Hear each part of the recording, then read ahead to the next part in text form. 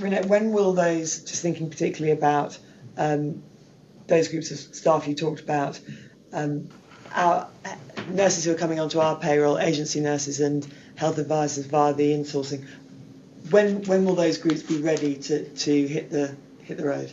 The health advisors should be ready by the end of January to start taking patient calls, and they will be taking those under what we call indirect and then direct supervision. So they'll be taking those with an experienced call handler working with them. The nurse advisors will be ready. Sounds like they're a chicken. I know, I'm sorry about that. They will be competent to take calls online in an a direct supervision manner from the middle of February, and they will be in indirect supervision. That's to do with the ratios of experienced and non-experienced staff by the end of February, which means that we should have resources ready for Easter and again if it continues to go this weather continues. Thank you very much. Okay, well, shall we then move on to talking about our sickness profile? Thank you, Chair. Probably the most illustrative graphic is if you go to page 4 of the 8-page sickness report and have a look at table 1. I'm afraid I have to report a very disappointing month in relation to sickness, and you'll be able to see in table 1 that sickness has increased from just over 6% to just below 8% in the month. In terms of the performance against our KPIs, we have a KPI to have fewer than 50 long-term sick cases at the end of March, and that has moved from 77 to 90 in the month. And we have a KPI for the average day's sickness to be 10 by the end of the financial year, and that currently stands at 17. In an early look at the reasons for sickness, there is nothing that stands out. There is an increase in cold and flu symptoms, and there's an increase in stress and anxiety, but those are the two areas that are strongest in our sickness absence stats anyway. Other than the weather towards the end of the month, there has been one major internal change during that period, and that was that on the 22nd of November, the first line managers took up their new positions, either as clinical leads, team managers, or shift managers. But frankly, that still doesn't explain an almost 2% hike in sickness absence rates. And I guess my impressionistic account to you would be that when we put down the accelerator when things get hard, particularly in relation to things like whether we are unable to respond as well as we should to that. And I think it's a reflection of the increase in call volumes in the second half of the month. We have to put that right because we have to be an organisation that is resilient and can cope with vagaries in the weather and big changes in call volumes, and we're clearly not at the moment. I believe very strongly that the work that we'll be doing in the first half of next year with our new team managers,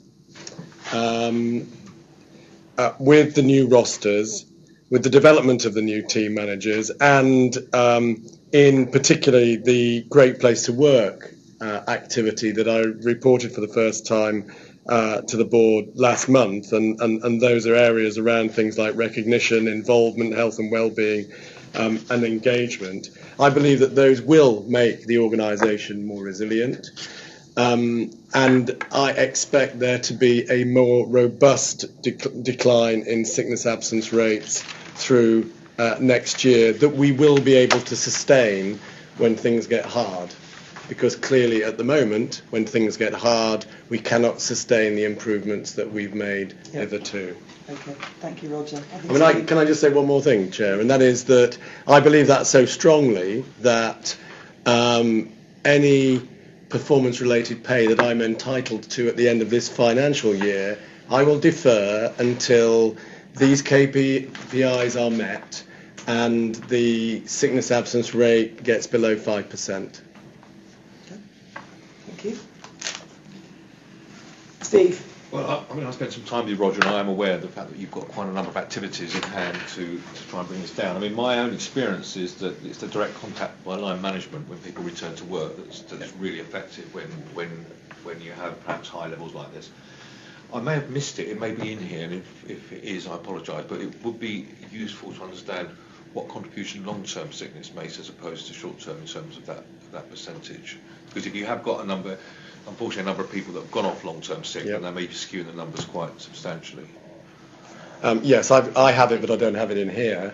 I mean, I think the feature of long-term sickness that I do report in here is that a lot of people go in and a lot of people come out. So we have a relatively small number of people who are who are long-term sick for a prolonged period of time. The trigger is 4 weeks. We have a lot of people between 4 and 6 weeks who come back to work. So about half of that 90 changes every month. So the real problem for us is not the long-term sick, it's the people who go into long-term sickness and then come out, and that's a substantial number. And Roger, if somebody is off for 4 weeks and is therefore categorised as long-term sick, comes back for a fortnight, does the clock start again, or do we count them as long-term sick as soon as they take their next day off? I'm just thinking about how we support people who actually have a long-term problem who come back to work for a short period. They would still be within the positive management of attendance figures, and so we would expect managers to manage them very, very closely indeed in those circumstances. Can I just ask that we do perhaps segment it a bit more for this report? Because I think we're just aid understanding, those people that are off for, however you want to define it, just 1 or 2 days, which is a short-term sick as opposed to the medium, opposed to the long. Yeah, and I will share with you, Steve, the numbers I have anyway on short and long-term sick that will be helpful for you. I'd also like to return to my pet subject here, which is about the flu vaccination. I mean, if colds and flu make up a significant number of our absence, should we be thinking about reporting the number of people, the proportion of people who take up the vaccination? But I think particularly we might want to segment that into people who fall into a high risk group because they have respiratory conditions or whatever, and others, because that's obviously something that prima facie you would hope that by a concerted effort to encourage people to have vaccination would reduce the sickness absence from colds and flu symptoms. If not, then we've learned something. But that's something I think we should be measuring. Trevor, then Louisa. I'm anxious, I think, by your comments, Roger, about our sickness level appears to relate to the call volume. Because that is saying that the rate of sickness isn't reflecting disease in the community. It's reflecting the amount of work that individuals have to do. Yeah, I think that's what I'm saying. I find that really surprising from my old NHS experience, where when there's pressure on a hospital, it's hard to stop staff coming in. You almost have to send staff home. But the reaction in the acute bit of the NHS certainly is that the harder it is at work, the more people come in to help colleagues. So we have what feels like a very different culture in our organisation to the rest of the NHS. And it's actually the clinical staff where we have the highest rates of sickness looking at this. I'm particularly concerned, looking at Appendix 1, about the average sickness. So this isn't the high levels of sickness, this is the average sickness in almost half of our units. They're about more than 20 days, average. It just feels huge, I really can't get my head around just what the problem is here. We have a huge amount of effort going on to reduce it, but there sounds to be a fundamental problem that we're just not sort of getting to grips with. We don't understand here. Chair, that is an impression, Trevor. I'm describing an impression to you. I'm not describing facts, but my conclusion would be the one that you've just described, that I have the impression that when things get harder in NHS Direct, there is more sickness, and I agree that in other parts of the NHS the reverse is true. Yeah, and that we need to do something about that. Yeah. Peter, were you thinking I about? I think I will make a comment, unless it's covered, of course. Might not be.